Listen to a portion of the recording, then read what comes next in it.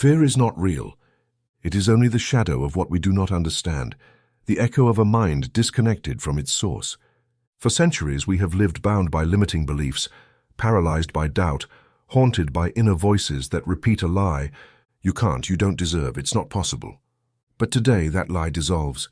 Today you choose to live without fear. Florence Scovel Shinn, one of the great pioneers of metaphysical and spiritual thought in the 20th century, didn't just speak of the power of the word. She spoke of the truth behind all authentic manifestation. The absence of fear is the gateway to creative power. Within these pages you won't hear hollow formulas.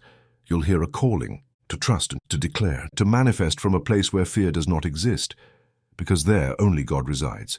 Living without fear is not escaping danger. It is walking toward your destiny with the certainty that the invisible is working in your favor. It is ceasing to struggle and beginning to create. It is remembering that the universe does not respond to your wishes, but to your beliefs. Prepare to transform your mind into fertile ground for the miraculous, to turn every thought into a seed of light and your life into a masterpiece of conscious manifestation. Welcome to living without fear. The key is not outside, it is within you, and the moment is now.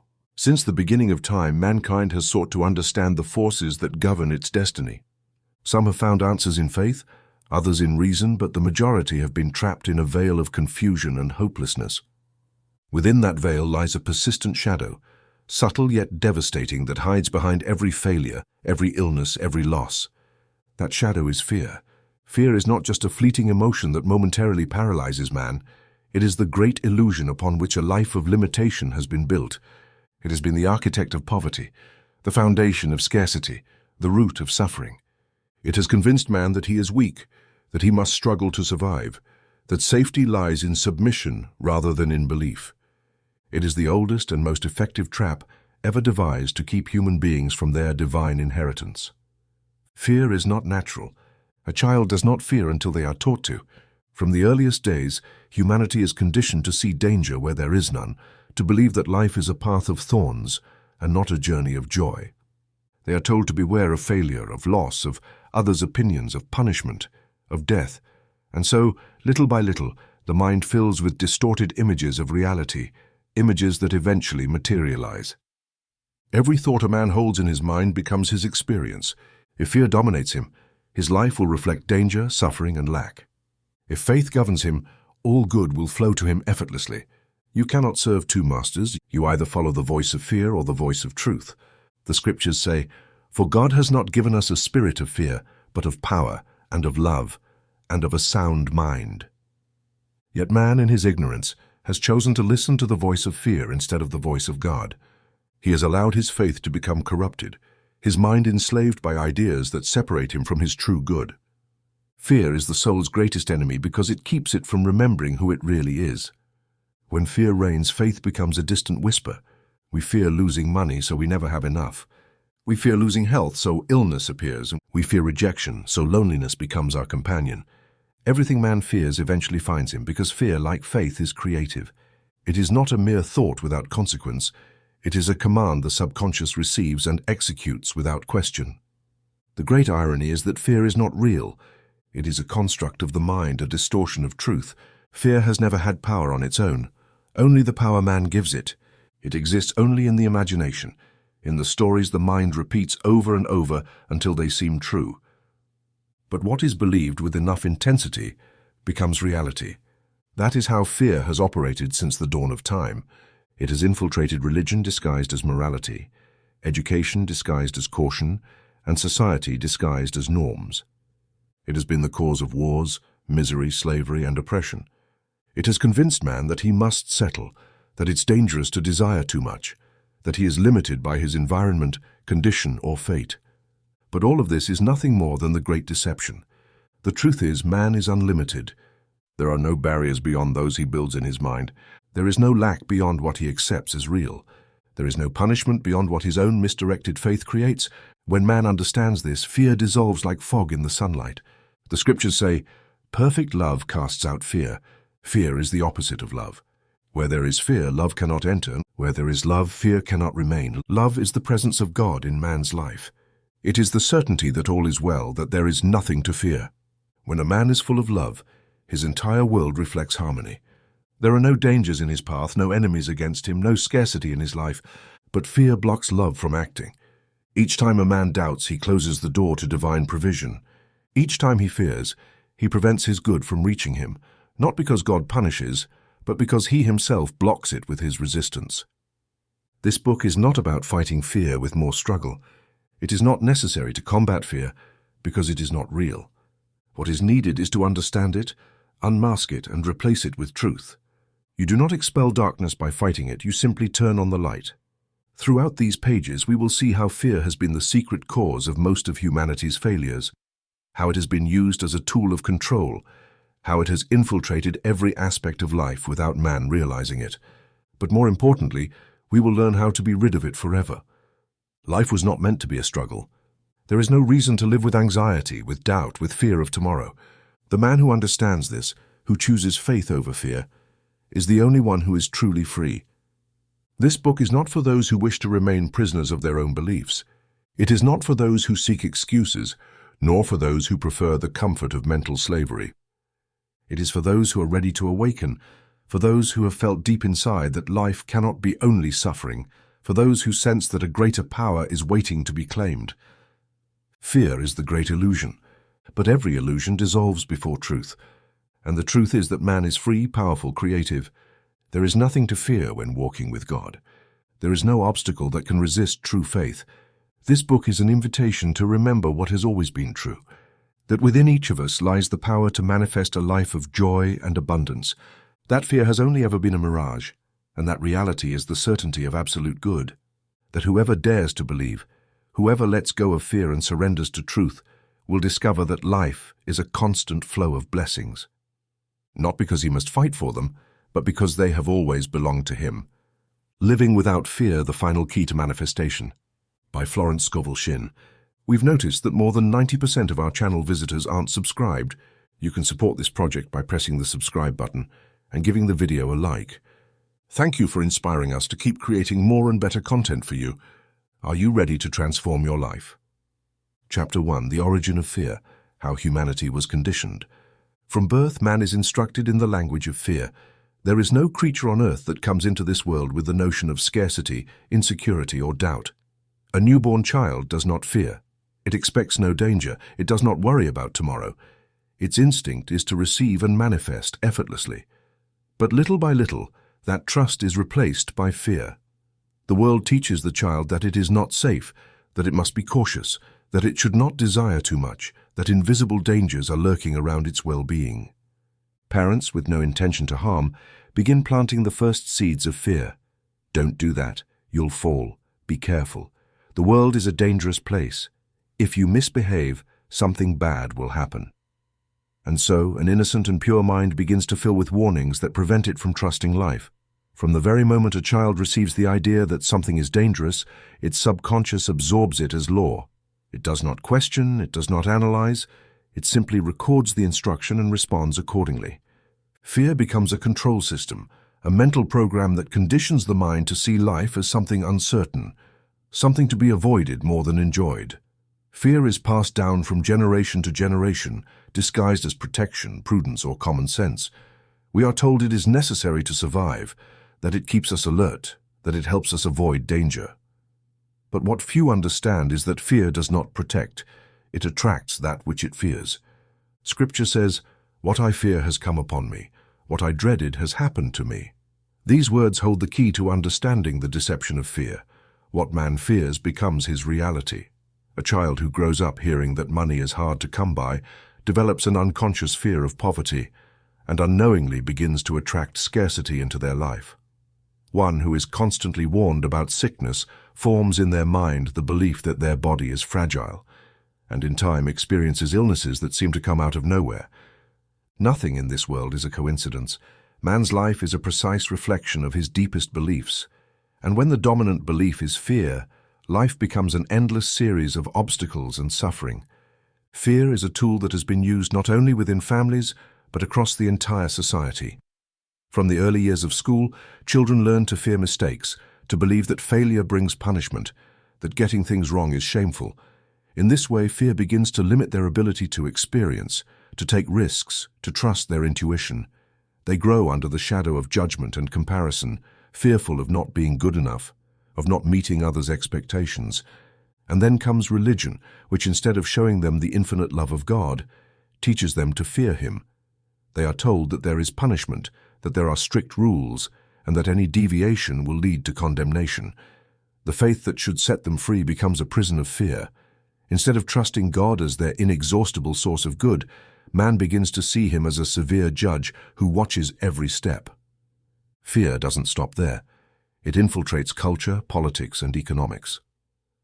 We are taught that safety is the most important thing, that we must accept unfair conditions to avoid risk, that we must obey without question because disobedience could bring harsh consequences. The modern man lives in an invisible cage, believing that the only way to survive is through control, submission, and conformity.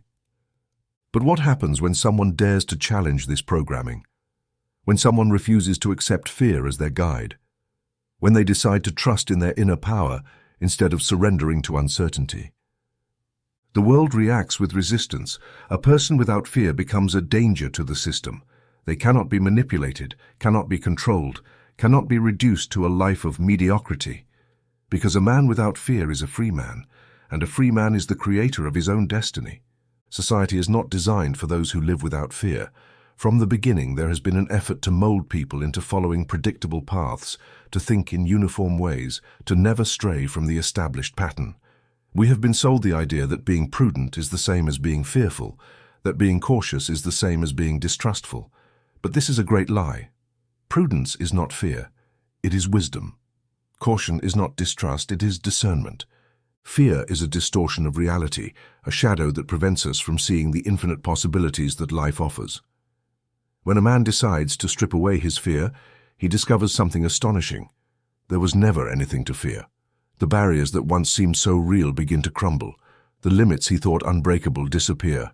The life that once seemed like a path full of hardship transforms into a natural flow of opportunities and blessings.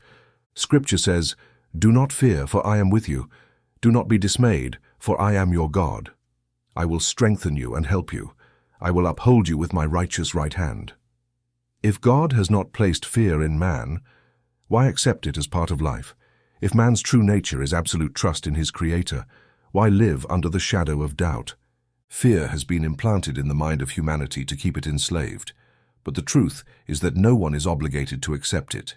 Any man who decides to reject fear and replace it with faith will experience the greatest transformation of his life.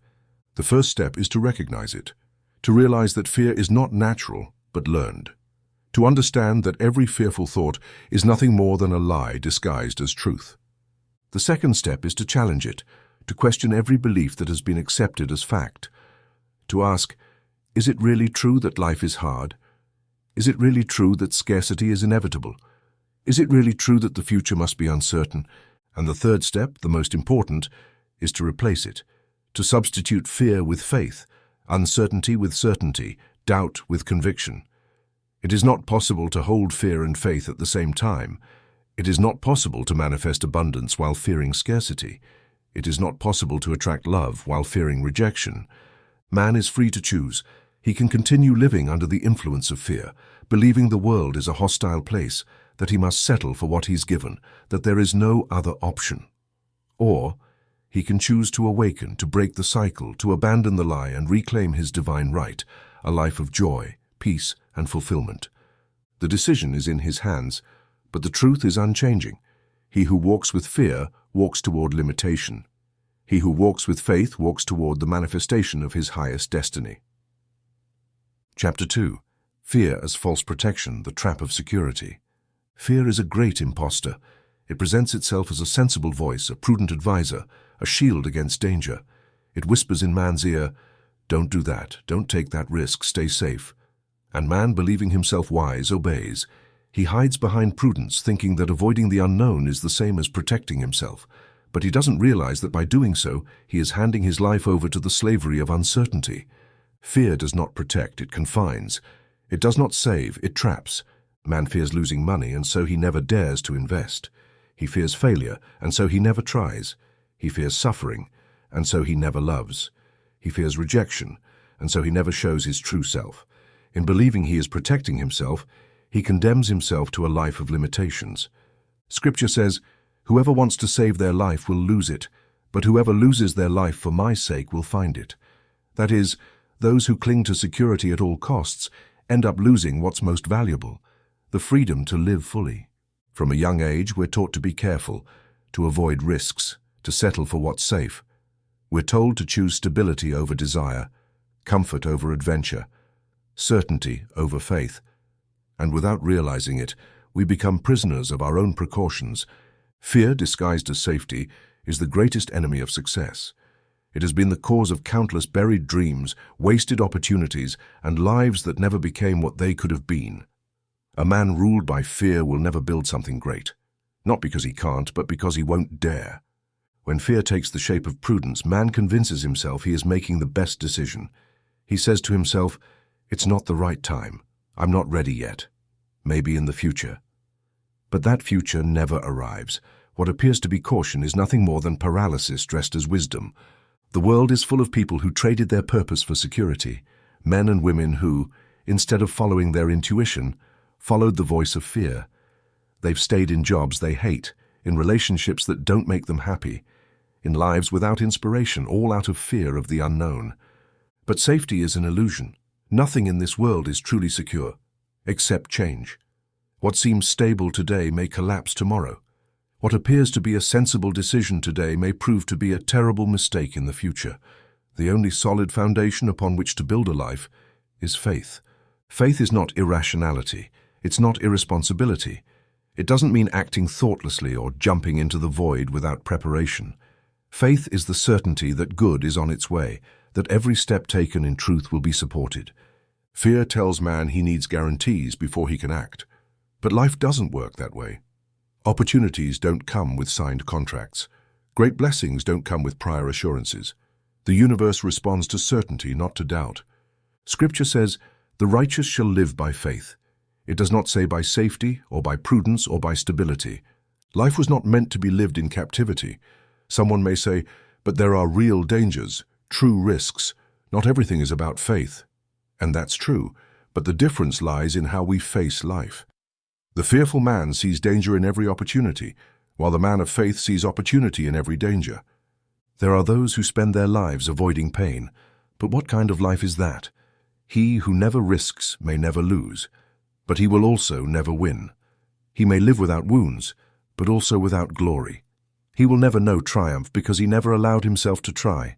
The human mind has been conditioned to fear the new, the uncertain, the different. But everything great in this world has been created by those who dared. No discovery, no masterpiece, no victory has ever been achieved by a man dominated by fear. God did not create humanity to live in caution. He did not give us a spirit of fear, but of power. The power of faith, the power of conviction, the power to act without needing to see the end of the path. There are those who resist change out of fear of losing what they have. They cling to the familiar, even if it's a life of mediocrity. They prefer a gilded cage over the uncertainty of freedom. But what they don't understand is that by not moving, they're already losing. Life does not stop for anyone. Those who fear too much end up living exactly what they feared. The man who fears losing his money loses it. The one who fears losing love drives it away. The one who fears sickness attracts it. Fear is prophetic. It fulfills what it promises. That's why the only way to break free from the trap of safety is through an act of courage. It's not about waiting for fear to disappear before taking action. It's about acting in spite of fear. It's about taking the first step without needing to see the entire path. Scripture shows us this again and again. When Moses led his people to freedom, the sea did not part before they walked. It opened when they took the first step. The same happens in life. The man who waits for guarantees will never see miracles. God only moves in favor of those who trust in his provision. When a man decides to let go of the false security of fear, life opens up before him. Opportunities that once seemed impossible appear out of nowhere. Doors that were closed begin to open.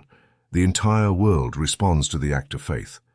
But most people don't understand this. They prefer to stay where they are. They prefer the comfort of the known over the adventure of the possible. And so, fear continues to rule the world. He who lives by fear will never experience the power of God in his life. But he who dares to trust, who walks in faith, will witness the impossible. This world was not made for those who seek safety. It was made for those who dare to believe. Only they will discover the truth, that the greatest security is not in avoiding danger, but in knowing that nothing can harm the one who walks with God. Chapter 3. The Great Robbery. How Fear Has Taken Everything from You. The greatest thief in human history has not been a man nor a nation. It has not been war nor injustice. It has been fear.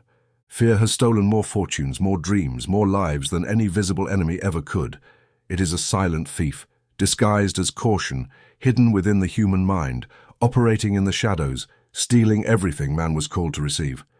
What man has lost in the world, he first lost in his mind. Before he missed an opportunity, he feared it. Before he lost a relationship, he doubted it. Before he lost his health, he thought of illness. And so, without realizing it, he surrendered everything that rightfully belonged to him. Fear is the most precise self-destruction mechanism ever created. It needs no violence or brute force. It doesn't need to fight to strip a man of his blessings. It simply sows an idea of fear and waits.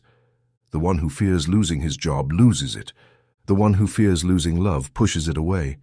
The one who fears illness invites it into his body. Nothing in this world is coincidence. Everything is a manifestation of what a person holds in their mind. Scripture says, "As a man thinks in his heart, so is he." And this is one of the greatest truths ever revealed to man. We are not what we wish. We are what we believe deep inside. There are those who desire prosperity, but in their hearts fear scarcity. There are those who ask for love, but inwardly doubt they can truly be loved. There are those who pray for health, but their thoughts are filled with fear of sickness. And the universe, which responds with mathematical precision to human faith, gives not what man says he wants, but what he truly believes.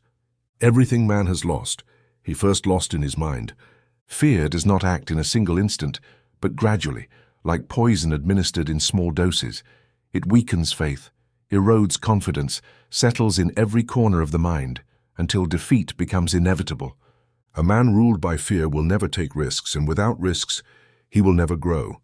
He will never claim opportunities, and without claiming them, he will never move forward. He will never believe he is worthy of a better life, and if he does not believe it, he will never receive it. Fear doesn't need to take anything from him, because man hands it over willingly, without resistance. Fear has made man live far beneath what rightfully belongs to him. It has been the great limiter of his potential, the brake on his destiny, the oppressor that has kept him chained to mediocrity. He has been taught to accept lack, to settle for what he has, not to desire, not to challenge the system. He's been told that wanting more is selfish, that risk is dangerous, that the comfort of the known is better than the uncertainty of the new. But every great loss is preceded by an idea of fear. A woman I once counseled lived in constant anxiety over her husband's safety. Every time he left the house, she imagined the worst. Day after day, she fed images of tragedy, danger, and loss. And one day, what she feared came to pass. A fatal accident took him from her. It wasn't a coincidence, it was a self-fulfilling prophecy. This may be hard to accept, but it is the law. It doesn't mean God punishes or that fate is cruel. It means the human mind is a perfect magnet, attracting whatever it clings to with power. Fear never comes alone, it's always accompanied by a mental image. And that image is what gets printed onto the subconscious. And the subconscious, which never argues or questions, turns it into a tangible reality. Every man creates his destiny in the mind before he sees it in the world. If a person fears losing money, the subconscious concludes that money is unsafe and begins to drive it away. If he fears aging and losing health, the body will obey and begin to deteriorate. If he fears his partner will leave him, he'll start acting in ways that push them away. Nothing is lost without first being lost in the mind. Was it not so from the beginning? Adam and Eve were created in a state of perfection, without lack, without limitation. But the first sin was not disobedience, it was fear. When they sinned, God asked, "Where are you?" And Adam replied, "I heard your voice in the garden and I was afraid." Fear was man's first separation from his divine inheritance. Before the fall, there was no fear, no guilt, no shame, no doubt. But once fear entered the mind, everything changed. Since then, fear has been man's greatest obstacle, the wall between him and his destiny, the barrier between his potential and his reality. But here's a truth few understand. Everything that fear has stolen, faith can restore. It doesn't matter how much has been lost. It doesn't matter how many opportunities passed by, how many years were lived in lack, how many times fear was allowed to decide the path. Nothing is truly lost, because the same power that repels can attract. The same process that led a man to ruin can lead him to glory. As fear destroys, faith rebuilds. As fear robs, faith restores. The key lies in changing the root thought. If fear has stolen health, love, and abundance, then its opposite is what will bring them back. A man who chooses faith instead of fear will begin to see all that once seemed impossible take shape in his life. If the mind creates reality, then the question is simple. What kind of reality are you creating? Every day, man has two options. He can continue allowing fear to guide his life, make his decisions, rob him of opportunities, and separate him from his destiny. Or he can make the greatest decision a man can make, to reject fear, to replace it with faith, and to reclaim everything that rightfully belongs to him by divine inheritance. This is the great deception. Fear has made us believe it protects us, when in reality, it has stolen everything. But when this truth is understood, the thief is unmasked, the lie collapses, and life is changed forever. Fear only has power over the one who gives it his will, but the man who breaks free, who dares to believe, who refuses to live under its rule, recovers everything that was taken from him. Because fear has never been stronger than faith, and the one who has faith never truly loses. Chapter 4, the fear of others' opinions, the invisible prison. There are chains you can feel and chains you cannot. There are prisons made of iron bars, and there are invisible prisons that bind a man more tightly than steel. The fear of others' opinions is one of the greatest prisons humanity has ever lived in. It's a prison without walls, without guards, without visible locks. But inside it, millions of souls remain trapped. From the time we are children, we're taught to worry about what others think of us.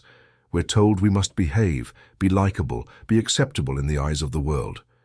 Society does not tolerate those who step outside the mold, and the fear of rejection has caused entire generations to live, not for themselves, but for the approval of others. What will they think if I make a mistake? What will they say if I fail? What will happen if they judge me? This is how the fear of others' opinions kills dreams before they even have the chance to be born. It's not fate that limits man. It's not a lack of talent or opportunities. It's the constant worry about what others will say. The man who seeks the approval of the world will never be free. He will never have the courage to be who he truly is. He will live according to others' desires, speak according to others' expectations, walk according to others' rules. And when he reaches the end of his life, he will realize he never truly lived. Scripture says, "The fear of man brings a snare, but whoever trusts in the Lord shall be safe." Here lies a profound truth. The opinions of others are a trap, a snare for those who fear rejection. But the one who trusts in God, not in the approval of the world, is lifted above all judgment. The fear of others' opinions does not just limit, it steals. It has stolen more talent than any visible enemy.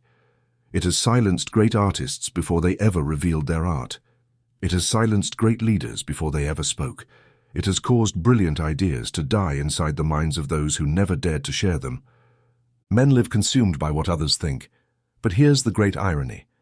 Every person is far too busy thinking about themselves to truly care about others.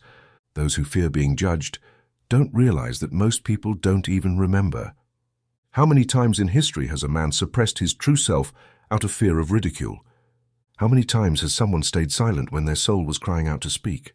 The need for approval is a slow poison. It kills the spirit drop by drop. The world mocks what it doesn't understand. It resists what it doesn't know. It persecutes those who dare to challenge its norms. But the one who lets the world's ridicule intimidate him abandons his greatness. The prophets were mocked before they were honored. The great leaders were persecuted before they were respected. Every soul who has brought something new to this world was first criticized, then tolerated, and finally admired. The fear of others' opinions is one of fear's most subtle traps. It doesn't present itself as overwhelming terror. It doesn't appear as a clear threat. It disguises itself as common sense, as prudence, as logic. Don't do that, people will laugh. Don't speak too loudly, you might offend someone. Don't chase that dream, you might fail and look ridiculous. That's how fear takes control. And it doesn't shout, it whispers. It doesn't order, it persuades. And it doesn't impose, it convinces. And man, without even realizing, hands over his will and destiny to the judgment of those who will never walk in his shoes. But here's what few understand. The one who tries to please everyone ends up pleasing no one. And worst of all, not even himself. People talk. They will always talk. And they'll talk if you fail. They'll talk if you succeed. They'll talk if you fall. They'll talk if you rise. No matter what you do, someone will always have something to say. So if people will talk anyway, why live under the shadow of their opinions? Why give them power over your life? There is no greater slavery than living for others' approval, and there is no greater freedom than letting go of the need to be accepted. Scripture reminds us, if I were still trying to please men, I would not be a servant of Christ. That is, the one who seeks the world's approval cannot walk in their true purpose. The calling of the soul will always be greater than the opinion of men. Those who stop fearing judgment discover a power that others never will. The power to act without asking permission. The power to speak without fear of rejection. The power to be exactly who they came to be. Jesus didn't seek the world's approval, and that's why he changed history. Moses didn't ask permission to free his people, and that's why he defied an empire. David didn't consult the crowd before facing Goliath, and that's why he won. The great ones in history weren't those who pleased everyone. They were the ones who dared to challenge the opinions of the world. But the fear of others' opinions has kept entire generations in the dark. It has made men settle for lives they never wanted. It has made them hide their talents. It has made them repress their true essence. Here's the truth. No man who did something great was ever loved by everyone, and no man who tried to please everyone ever did something great. So what life do you want to live? The life of the one who hides in the crowd, afraid to be seen, unsure about being judged? Or the life of the one who dares, who defies, who follows their purpose no matter the noise of the world? The opinion of others is a ghost. It has no real power. It only rules over those who fear it. But the one who faces it, who breaks free from it, who stops needing external validation, becomes truly free. Because true greatness doesn't lie in being accepted by everyone. It lies in being faithful to yourself no matter what others may say. Chapter 5. False Faith. When fear disguises itself as religion. There is no trap more dangerous than the one that hides under the mantle of virtue. Fear is a master of disguise. It doesn't always appear with evident distress or recognizable fears. Sometimes it hides behind words of devotion, unquestionable dogmas, or a faith that is not really faith but fear dressed in holiness. Man has been taught to fear God, to fear punishment, to fear error, to fear judgment. He has been indoctrinated to believe that the only way to be in God's grace is to live in fear.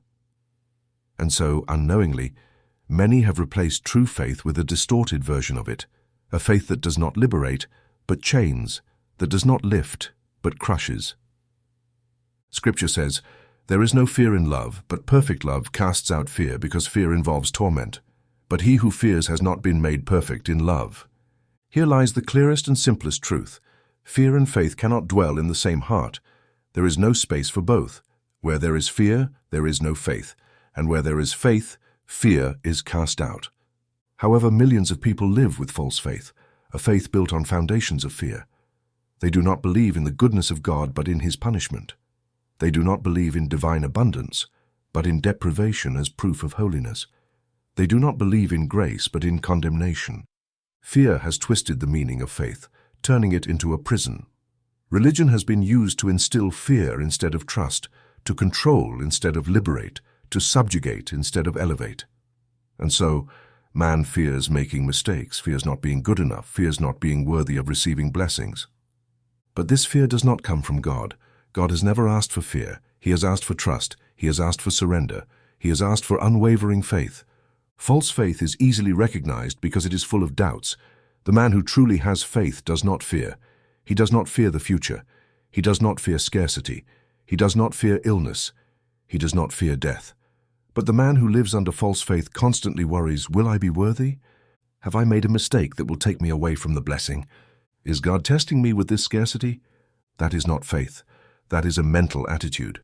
True faith does not fear the future because it knows everything is in divine order. It does not fear making mistakes because it understands that God does not punish but guides. It does not fear loss because it knows that in God there is no loss. But false faith is full of rules, prohibitions, and restrictions that do not come from the Spirit, but from fear of man.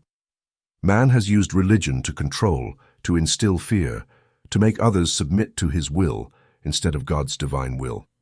Jesus came to teach freedom. He did not come to chain, but to break the chains. He said, "The truth will make you free." And the truth is this: God does not want you to live in fear. God does not want you to suffer. God does not need you to deprive yourself of good things to prove your faith. How many times have I seen people reject prosperity because they believe it's more spiritual to live with little? How many times have I seen the sick not seek healing because they believe their suffering is a test from God? That is not the God of life. That is not the God of love, and that is not the God of abundance. Fear has created an image of God that is not real. Fear has made man believe that his path is full of obstacles, when in reality, God has left every door open, waiting for man to have the faith to cross them. But true faith requires courage. It requires letting go of fear. It challenges what's been learned. It believes even when circumstances seem to say otherwise. True faith is not the repetition of words without understanding. It is not fear disguised as devotion. It is not submission without questioning. True faith is knowing with certainty that the good is already given. It is receiving the promise with gratitude, not with anxiety. It is walking with confidence, without expecting punishment, without fearing mistakes. Fear has stolen the true relationship between man and God. It has made man hide instead of draw near. It has made him feel unworthy instead of confident. It has made him expect punishment instead of blessing. But the truth has always been clear. Fear has never come from God.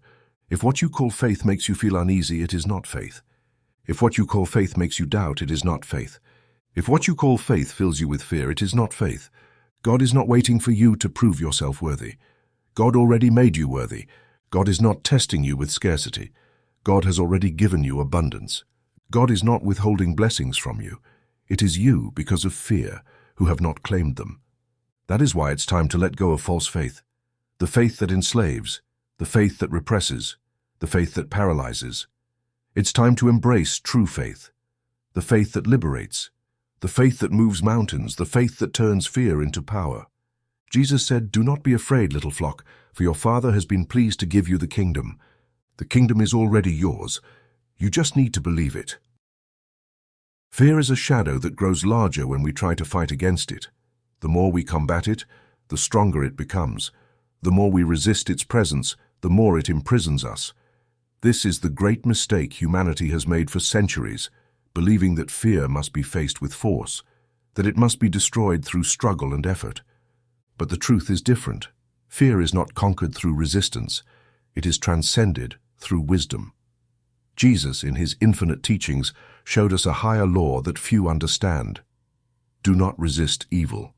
This is not an instruction to surrender or to submit. It is a profound revelation about the nature of energy, consciousness, and spiritual power.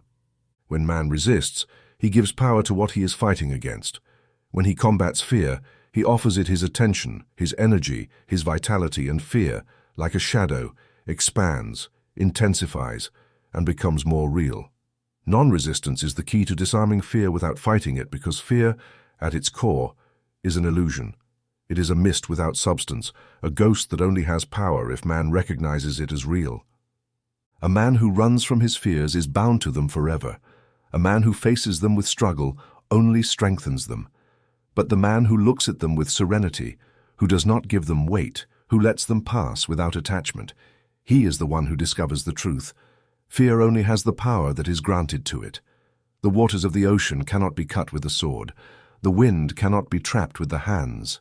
Such is the nature of fear.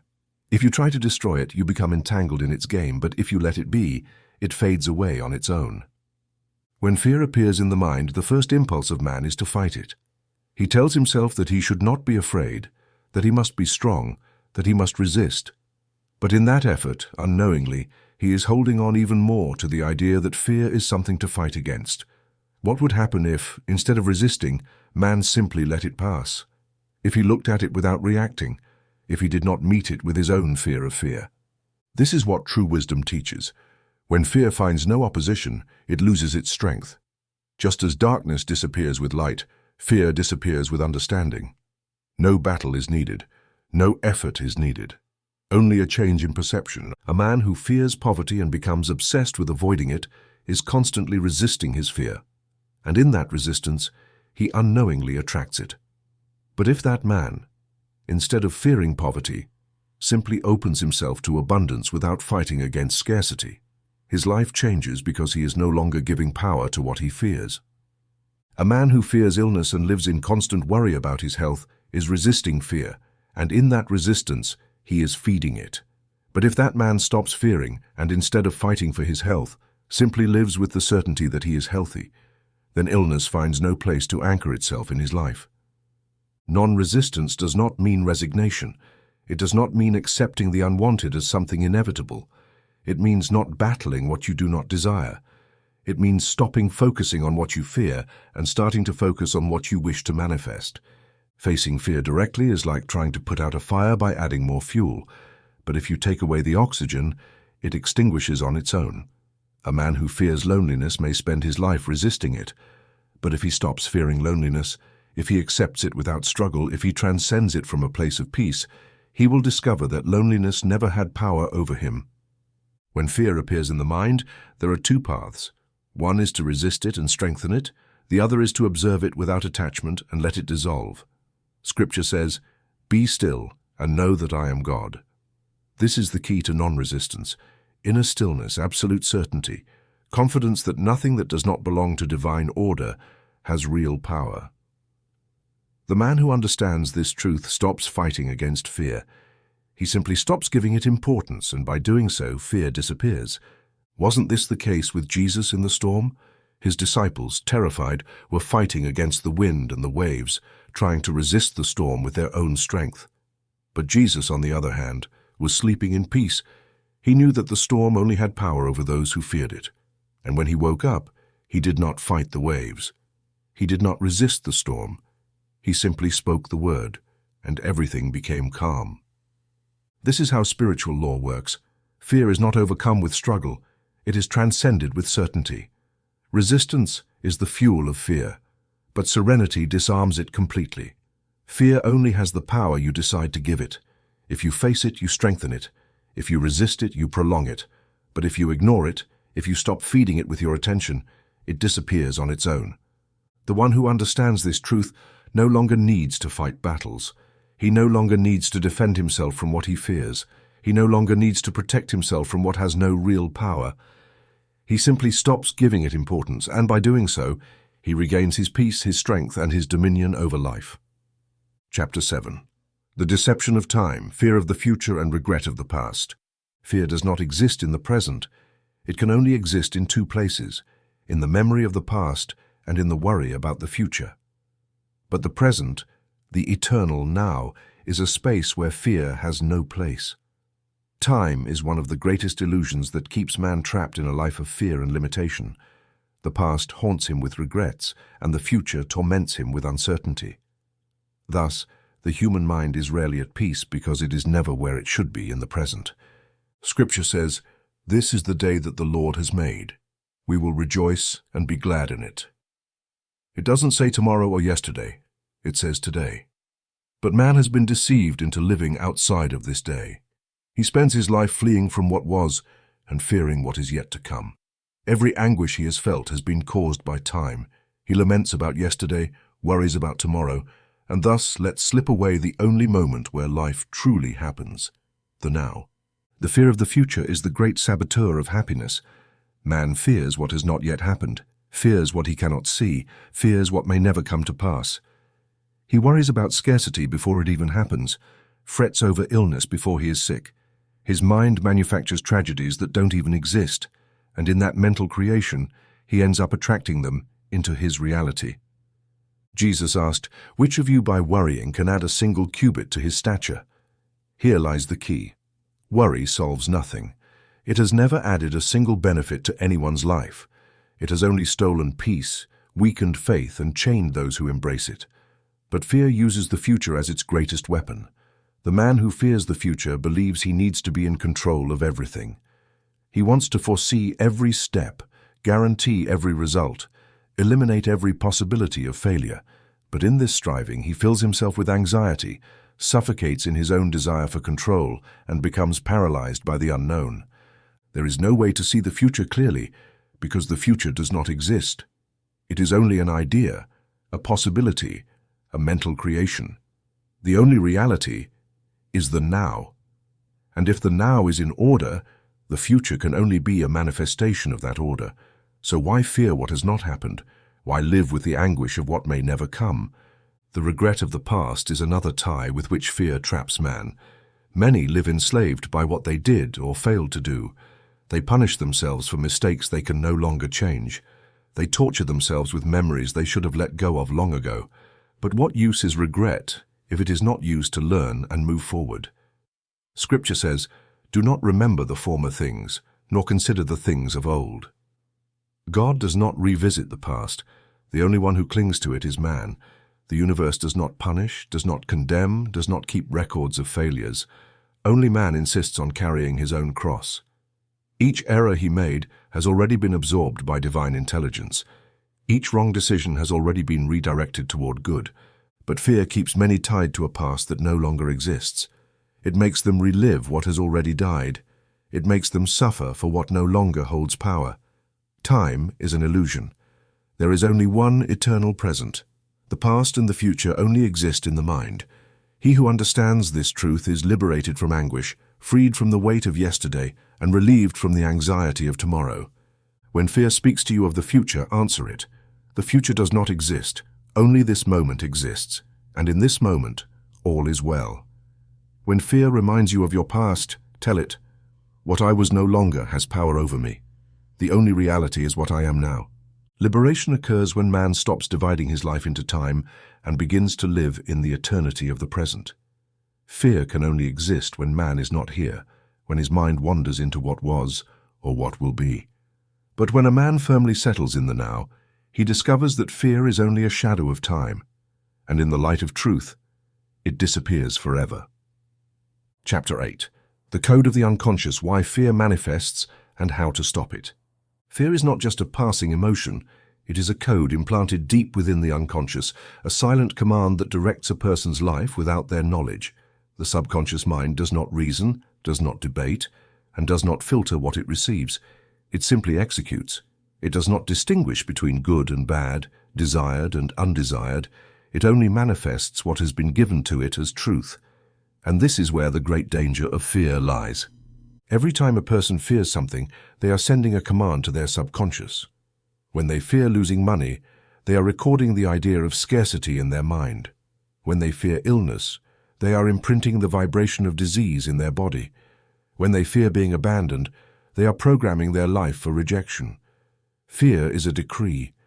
Every fearful thought is a seed planted in the fertile soil of the unconscious, and what is sown is harvested. Jesus said, "For by your words you will be justified, and by your words you will be condemned." But what many do not understand is that it is not only spoken words that have power, but also the unspoken words, the ones that resonate in the mind in the form of thoughts and emotions.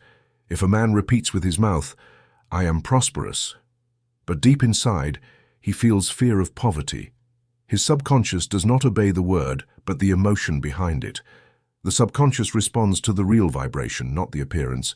This is why so many people claim to want good but continue to manifest the opposite. It is not what they say that creates their reality, but what they believe deep down. The hidden fear in the unconscious is the root of all negative manifestations. It is the silent code that opens the doors to what a person most wishes to avoid. The only way to stop this process is by rewriting that code.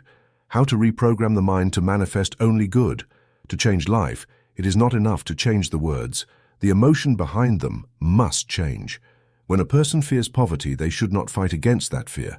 They must replace it with a conviction so deep of abundance that their subconscious has no choice but to reflect it in their reality.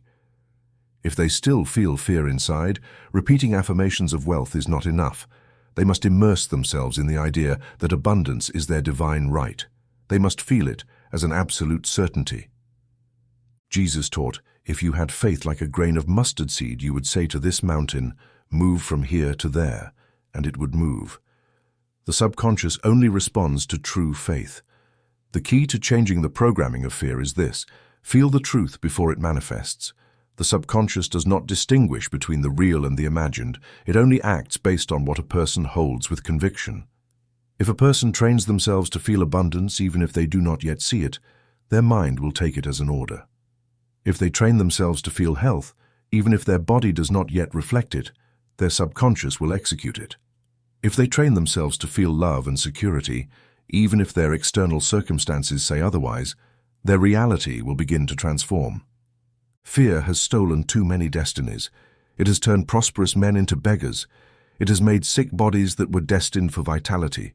It has destroyed relationships before they even began. All because the subconscious does not judge, it simply obeys. But now this truth has been revealed. Fear manifests because it has been fed. A man who desires a different life should not ask, "How can I rid myself of fear?" but rather, "What can I replace it with?" Fear is not eradicated by struggle, it is eradicated by substitution. Every fearful thought must be replaced with a thought of certainty.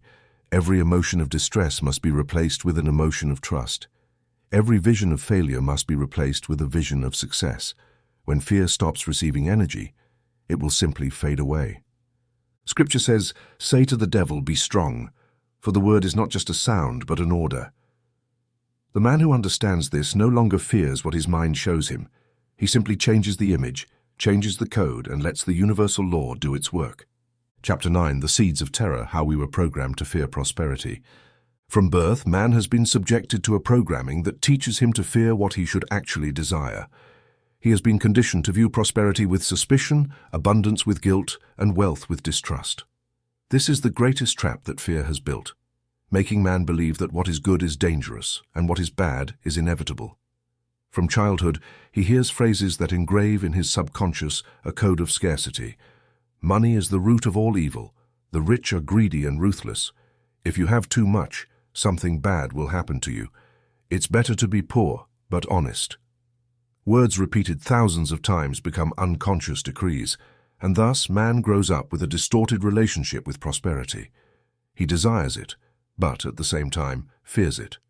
He wants money, but feels guilty when he receives it. He wants success, but fears that others will envy him. He wants to live without worries, but deep down believes that life must be difficult.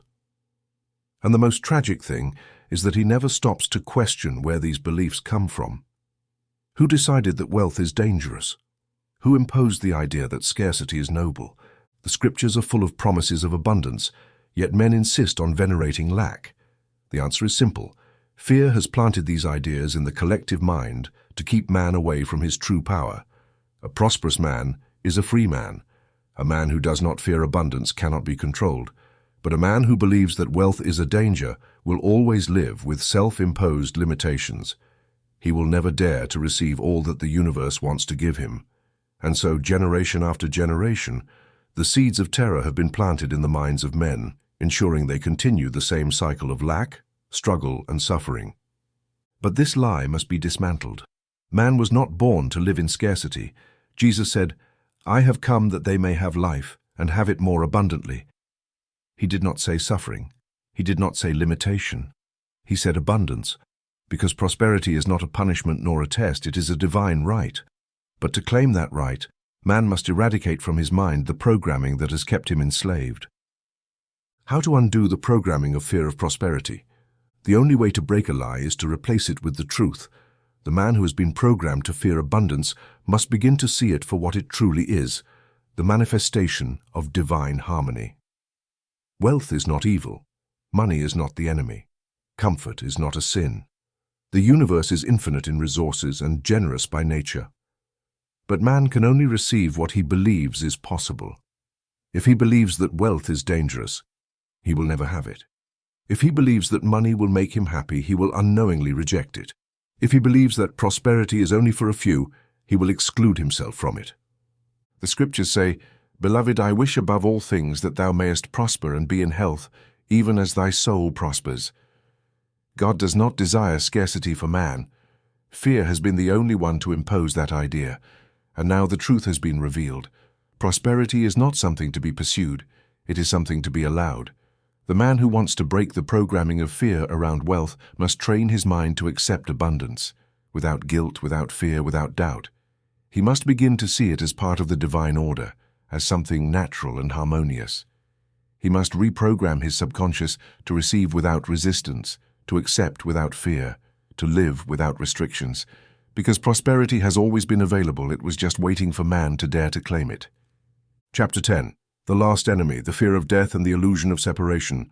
Of all the fears that man has carried, there is one that has enslaved him more than any other, the fear of death. It is the fear that binds him to despair, that makes him resist life, that pushes him into anguish and uncertainty. It is the fear that has been used as the ultimate tool of control over his mind. From the moment man is born, he is taught that death is the end, that everything he builds, everything he loves, everything he achieves will be destroyed at the end of his existence. He lives under the shadow of the inevitable, fearing the moment when everything will be taken from him. But what if death is not the end? What if this belief has been one of the greatest lies of all? The fear of death is the greatest deception of humanity. The fear of death has conditioned man to live with limitations. He fears to take risks because he believes his life is fragile. He fears losing because he believes there are no second chances. He fears the unknown because he has been told that the end is dark and uncertain. And so instead of living fully, he clings to safety, to control, to the fear of what is to come. But the truth is that death does not exist as man understands it. The scriptures say, death has been swallowed up in victory, because life cannot end. What man calls death is nothing more than a transition, a change of state, a liberation from the prison of fear. The spirit is eternal. Consciousness is eternal. But the illusion of separation has made man believe that when the body disappears, he disappears too. This is the great trap, making man fear the end when in reality there is no end. The illusion of separation. The real fear is not death itself. The true fear of man is the idea of losing himself. He fears not to see his loved ones again. He fears being forgotten. He fears falling into nothingness. But does love disappear with death? The scriptures say love never fails. And if love never disappears, how could the soul that holds it vanish? Man has lived with the illusion that he is separated from the whole. He has believed himself to be a body when in reality he is spirit. He cannot die because he was never born. His form may change, his experience may transform, but his essence is immortal. So what sense does it make to fear death if it can never happen? Breaking the trap of the last fear. The man who overcomes the fear of death frees himself from the greatest of all chains. Because when he no longer fears losing everything, he can live without fear of anything. When he understands that he is eternal, he no longer clings to what is temporary. When he understands that he cannot be separated from those he loves, he no longer fears loss. And when he knows that death does not exist, he finally begins to live. This is the truth that fear has tried to hide for centuries. Man is not his body. He is not his story. He is not his past. He is an immortal being created to manifest the glory of the eternal on earth. And only when he shakes off the last fear can he reclaim the destiny that has always belonged to him. Chapter 11. When man recognizes his power, the end of fear. Man has lived in shadows, chained by fears that were never his own, a prisoner of ideas that did not arise from his soul, but were imposed upon him. He has walked with his head down, fearing every step, doubting his right to life, fearing punishment, the future, loss and death. But all of this has been a great deception. Fear has never been real. It has been a construction, a prison of smoke, a veil covering the greatest truth ever told. Man is free, and if fear is a deception, its power is only an illusion. All it takes is for man to awaken, and the prison disappears. When man recognizes his power, fear ceases to exist. It can no longer rule him, can no longer subjugate him, can no longer steal his destiny, because fear only has power when it is believed. But when the mind aligns with the truth, the lie dissolves like mist before the light of the sun. The man who understands this not only frees himself from anguish, but awakens to his true nature. He no longer lives bound by chance. He no longer fears misfortune. He no longer expects something to destroy him at any moment. He knows that the creative power of his life has always been within him. He is no longer a victim because he has discovered that he has always been the architect of his destiny. Jesus said, "The works that I do, you shall do also, and greater works than these shall you do." What did he mean by this? That divine power was not reserved for a few, but was within every human being. But fear, with its limited vision, has made man believe that he is weak, that he is at the mercy of external forces, that he has no control over his destiny. He has forgotten that within him resides a spark of the Creator, a force capable of shaping reality. When a man stops fearing, something extraordinary happens. His world changes. The energy he once used to doubt and worry is now transformed into certainty and creation.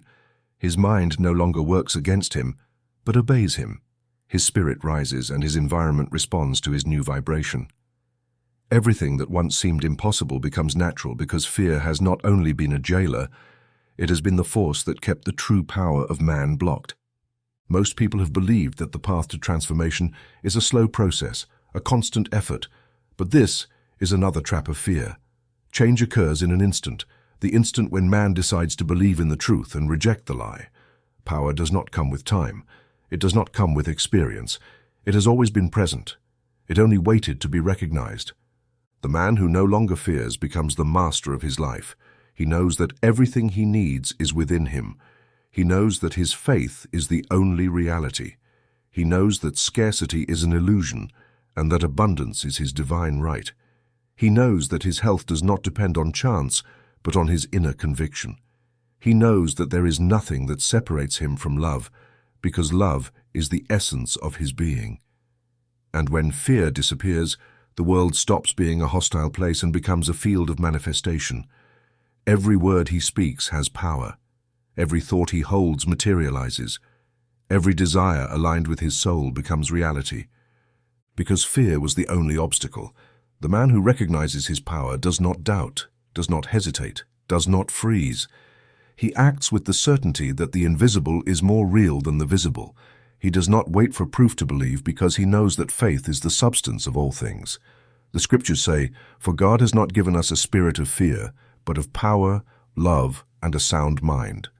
This is the natural state of man: power, love, and self-control. Everything else has been a learned lie. But when man awakens, when he recognizes that he was never separated from God, when he understands that he always had control over his reality, when he finally stops fearing, then he is free. Free to live without limitations, free to receive without guilt, free to manifest without effort. And then life stops being a struggle because the only enemy has been defeated. Fear has disappeared, and with it, all its traps. Man has become what he was always destined to be: a creator, a child of light, a being in perfect harmony with divine truth. Chapter 12. The new game: living without fear and with full power. Man has lived for centuries trapped in a game he did not design, forced to follow rules he never questioned, subjected to forces he believed to be external, but which in reality he himself sustained with his mind. Fear has been the foundation of this old game, the trap that has kept him chained: scarcity, illness, struggle, and suffering. But now, a new truth is revealed. The game has always been in his hands. The universe has not been an enemy, nor has destiny been a capricious force. It has been the reflection of his own consciousness, and like all reflections, it changes as soon as the internal image changes. Living without fear is accepting this truth without reservations. It is understanding that the power of God is not in the future or in a distant heaven, but here and now, within man. It is not theoretical knowledge or a religious belief. It is a certainty that transforms reality. The man who frees himself from fear enters a new game where the rules are those of spiritual law, not the deception of the world. What is life without fear? A man without fear does not wake up every day wondering what misfortune awaits him. He does not walk with the weight of guilt, expecting to be punished. He does not fear scarcity because he knows his provision is unlimited. He does not fear illness because he recognizes that his body responds to the vibration of his mind. He does not fear loss because he understands that nothing real can be taken from him. He does not fear death because he knows that his existence does not end with the physical form. Fear was the only prison, and when it disappears, everything changes. One no longer lives in struggle because one understands there is nothing to fight against. One no longer lives in anxiety because one recognizes that good flows at the perfect moment. One no longer lives in resistance because one accepts that the divine manifests with ease and grace. This is the true game, being a master of creation, not a victim of chance. The path to full power. Jesus taught, "The kingdom of God is within you." This means that everything man seeks outside is already within him. The peace he longs for is not in the future. It is within him. The abundance he chases is not in the external world. It is in his consciousness. The health he fears losing is not something that can be taken from him. It is his natural state when his mind is aligned with truth. But the only way to live in this state is to let go of the old game and accept the new rules. The rules of fear say, the world is dangerous, you must struggle to survive. Scarcity is inevitable. Love is fragile and can be broken. Death is the end. The rules of spiritual law say, you are one with divine power. Your life responds to what you believe. Abundance is your right. Love is eternal and cannot be lost. You are immortal in essence. Choosing between one or the other is the only decision man must make. Whoever continues to play by the rules of fear will continue to experience fear. Whoever decides to play by the rules of the Spirit will experience fullness. And here is the great truth. Fear was never real, but power is. When man awakens to this truth, everything in his life changes. He stops fearing and begins to trust. He stops resisting and starts receiving. He stops waiting and starts manifesting. The new game is not a path of effort or struggle. It is not about trying to force the outcome and fight against fear. It is not about trying to deserve good or prove one's worth. It is simply recognizing that the light is already on, that good is already given, that abundance is already his. Living without fear and with full power is to stop acting like a beggar and start behaving like an heir. The scriptures say, whatever is born of God overcomes the world. Man has been deceived for too long. Now he is free to choose.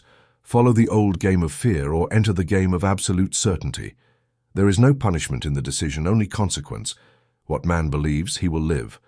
But now, with this truth in his hands, there are no excuses not to choose life, freedom, and fullness. Chapter 13, The Deception of Tests. There is nothing to prove.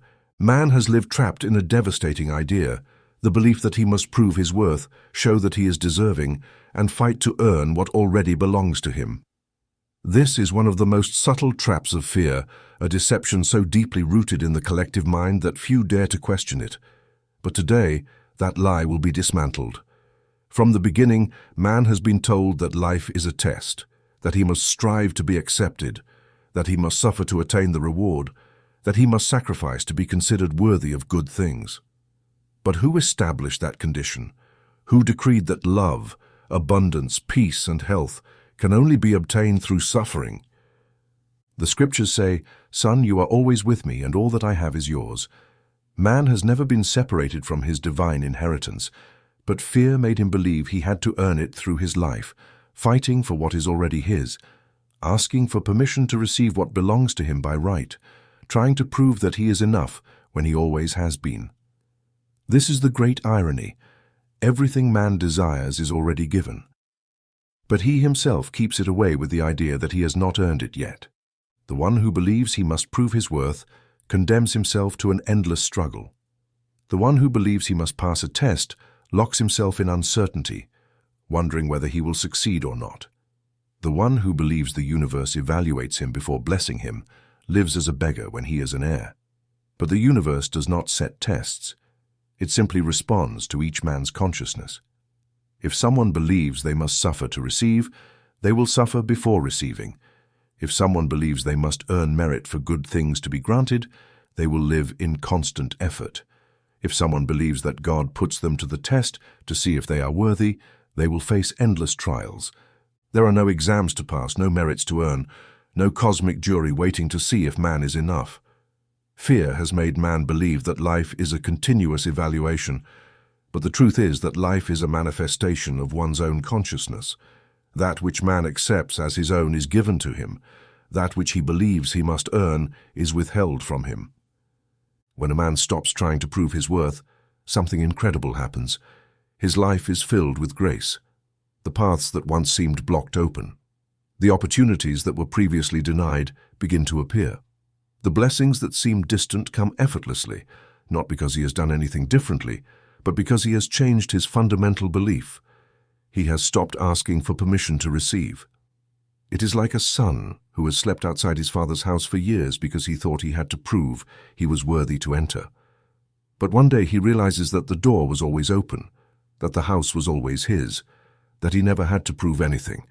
And then he enters just like that, no judgment, no final test, no condition to meet, only a recognition. This has always belonged to me. The greatest obstacle man has faced has not been the lack of opportunities, adverse circumstances, or even the mistakes of his past. The greatest obstacle has been his belief that he must earn what is already his. The scriptures say, "Ask, and it will be given to you. Seek, and you will find. Knock, and it will be open to you." They do not say, "Ask, and we will first see if you deserve it." They do not say, "Knock, and we will analyze whether you are worthy to enter." They do not say, "Seek, and if you prove that you have suffered enough, you will find."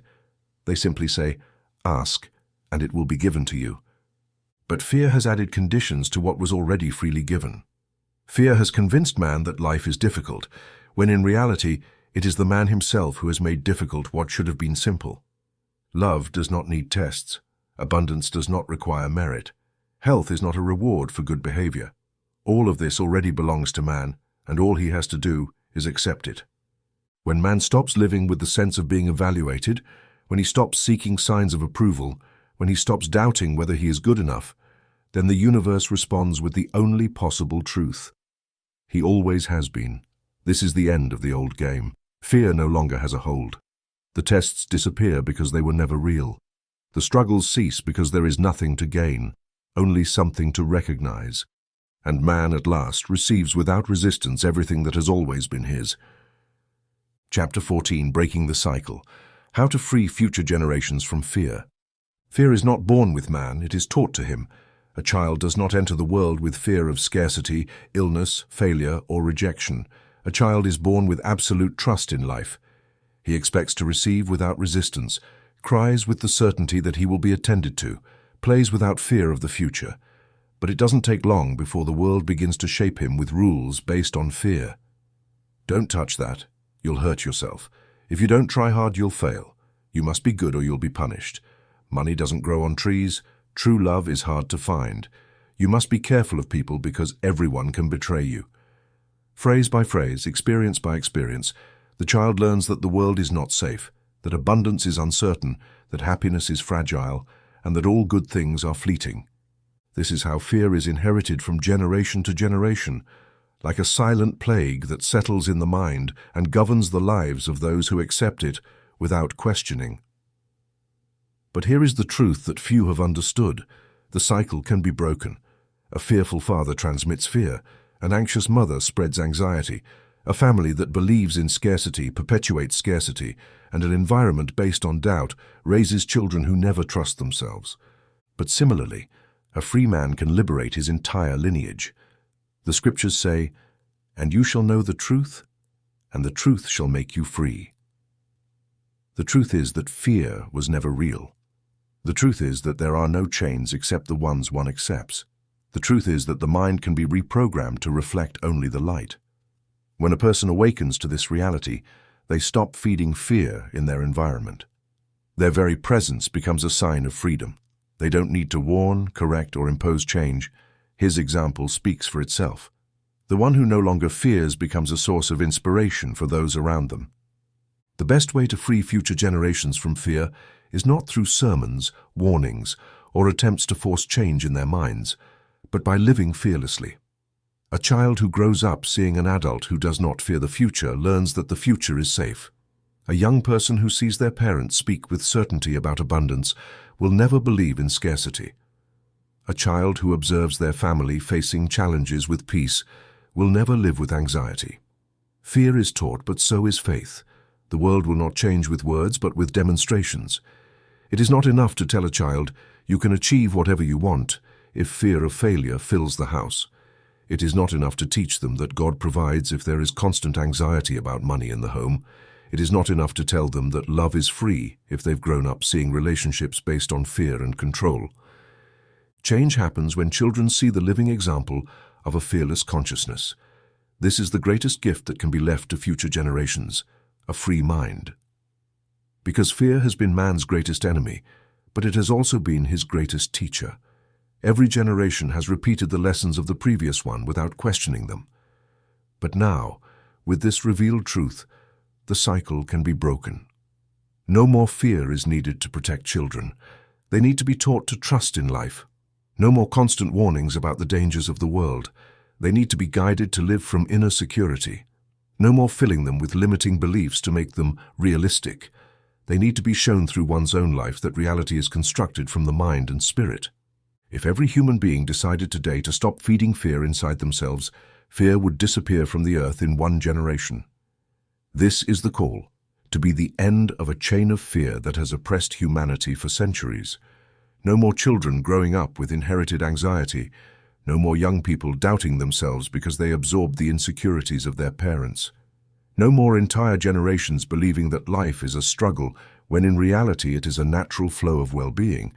Every man has the choice to perpetuate fear or to eradicate it from his lineage forever.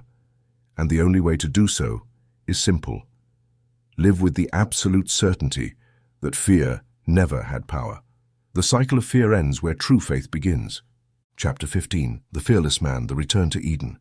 The fearless man is the one who has returned to his origin. He is not a perfect man by the world's standards, but he is free. He is not someone who does not face challenges, but he no longer sees them as punishments. Instead, he views them as opportunities to expand his creative power. He is not someone who lives without danger, but he no longer believes in danger. He has awakened from the dream of fear, and in doing so, he has regained the dominion that was given to him from the beginning of time. Humanity has forgotten its true state, the original state of absolute trust and joy. It has become so accustomed to fear, struggle, and uncertainty that when someone speaks of a world without fear, it seems like a utopia.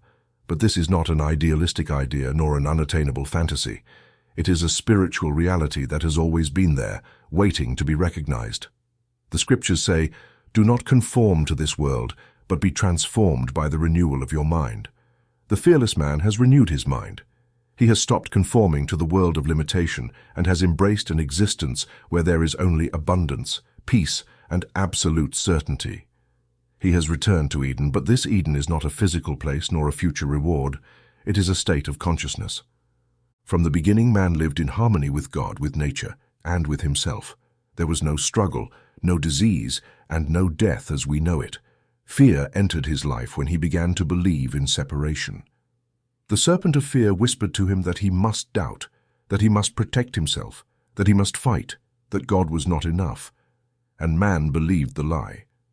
Since then, he has wandered, searching outside of himself for what has always been within.